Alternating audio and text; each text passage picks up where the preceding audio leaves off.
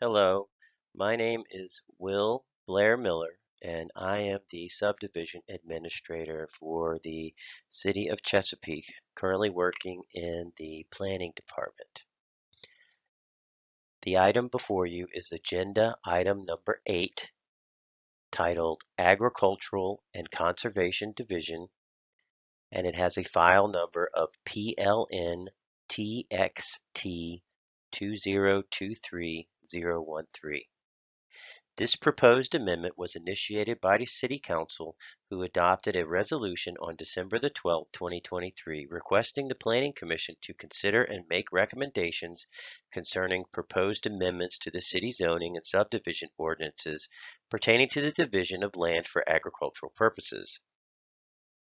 This proposal addresses the present allowance of agricultural land divisions completed under the pretense of an agricultural use, which have been very popular development tools used to create numerous single-family dwelling properties. Currently, the City Code requires that such divisions are only permitted for bona fide agricultural use. However, rarely is the agriculturally divided property used in such a manner. Instead, the lands are typically divided again after a mandatory 1-year wait time and used to construct new single-family dwellings. Such process is contradictory to the bona fide agricultural use requirement and the present prohibition of the creation of major subdivisions within the agricultural zoning district. This proposal combines the current conservation and agricultural land division types, each are their own division types, conservation divisions and agricultural divisions, and it will put them into one single category. This new category, which is termed Preservation Division, is intended to safeguard the intent of both the Agricultural Division and the Conservation Division, while continuing to allow for the partitioning of A1 zoned land for bona fide agricultural purposes and C1 zoned land for conservation use. It must be underscored that the proposal continues to provide farmers and property owners the option of dividing their land for conservation or agricultural purposes, while simultaneously addressing concerns pertaining to the cumulative creation of major subdivision type growth that's occurring in the Rural Overlay District. On page number 4 of the staff report, you will find a comparison table that illustrates the similarities between the current division types and the proposed division types. In other words, the similarities between the agricultural division, the conservation division, and the proposed preservation division. The proposed text amendment supports a wide range of the comprehensive plan's objectives, action strategies, and goals by providing a mechanism available to rural landowners that preserves agricultural uses, natural resources, and natural landscapes. This text amendment supports the following objectives, action strategies, goals, and other guidance found within the comprehensive plan. 1. It maintains and improves the quality of natural resources for the enjoyment of current and future generations. 2. It supports agricultural-based land use patterns. 3. It preserves and protects the rural character of the southern portion of the city. 4. It advances efforts in the rural preservation through the Open Space and Agricultural Preservation Program, commonly known as OSAP, which is a development rights purchase program for agriculturally used property of 10 acres or more. It also acknowledges and addresses the following two statements. Statement number 1. In general, the greatest challenge facing most fast-growing jurisdictions is the public cost associated with rapidly converting greenfield areas from rural to urban or suburban densities. Statement number 2. In general, residential development tends to create a greater burden on the city's capital and operating budgets than non-residential uses. So that was number 5 with two statements. Now we'll go to number 6. It promotes and fosters economic development of agricultural and rural enterprises. 7. It protects, maintains, and improves the quality of the natural environment, such as air, water, natural habitats, and wetlands. Number 8, it provides a strategic approach to land conservation that benefits people, businesses, wildlife, and the environment. 9, it works toward a sustainable environment that balances land development with preservation.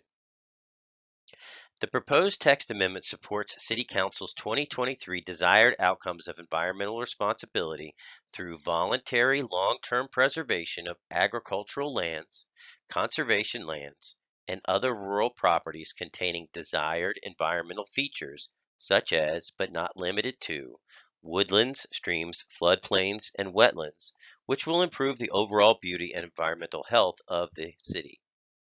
The proposed text amendment adheres to several smart growth principles through the voluntary preservation of farmland, open space, and other rural properties containing unique and natural features. Again, it should be underscored that this is voluntary. To illustrate the development frequency of what may be described as an agricultural loophole, the data found on page 7 was gathered from completed or under review agricultural land divisions occurring between April of 2018 and January 10th of 2024. To further demonstrate the influence that this loophole has on the city's rural southern area, a total number of possible dwelling units is also provided. This is based on the current rural overlay district density allowance of 1 dwelling unit per 3 acres and the total noted agricultural divisions recorded or proposed for recordation, as shown.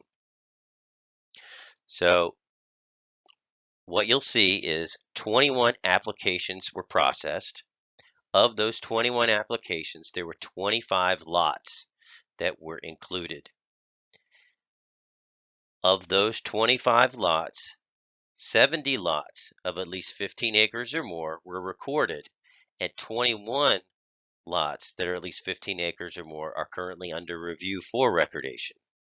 That gives you a total of 91 either recorded or proposed lots of 15 acres each from 25 lots that were submitted as to be divided agriculturally for bona fide agricultural purposes only. Of those 91, all 91 have a possibility of being divided again into either cluster divisions or minor subdivisions.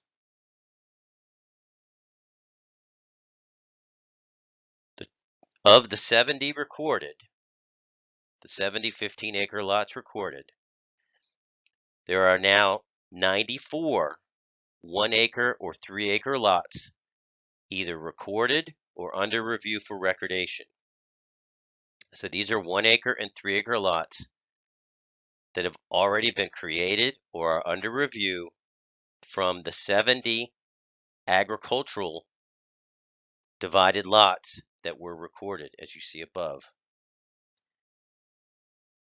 If all 91 of the lots, the agriculturally divided lots, were divided further, there is a possibility that up to 455 total lots for single family could be developed at either 1 acres or 3 acres, depending on whether or not it's a conservation cluster or a minor subdivision.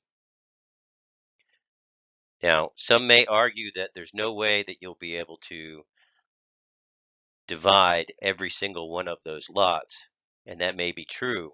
However, with the conservation cluster ordinance, there is an option of putting in a cul-de-sac and branching off of that cul-de-sac with another roadway onto an adjacent property.